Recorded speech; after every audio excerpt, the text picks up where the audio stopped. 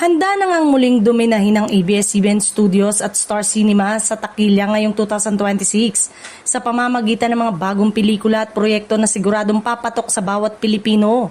Mula sa kilig, drama hanggang sa suspense at horror, iba't ibang genre ang ihahain sa mga manonood ngayong taon. Isa sa pinaka-inaabangang pelikula ay ang Tayo sa Wakas, ang comeback movie ni Donnie Pangilinan at Bel Mariano sa direksyon ni Cathy Garcia Sampana. Inaasahang magbibigay muli ito ng kilig at romansa sa kanilang mga tagahanga.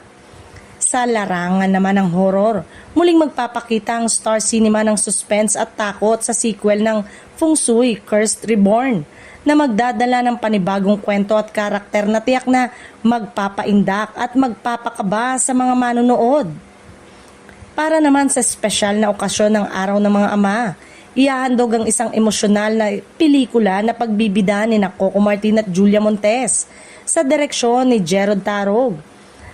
Ang pelikulang ito ay inaasahang magbibigay ng inspirasyon at mensahe para sa mga ama at kanilang pamilya. Hindi rin palalampasin ang mga paboritong Kapuso stars dahil isang family drama movie ang magtatampok kina Dingdong Dantes at Marian Rivera. Katuwang ang APT Entertainment at Agosto Dos Picture na magbibigay ng kwentong puno ng tawa, aral at pagmamahal.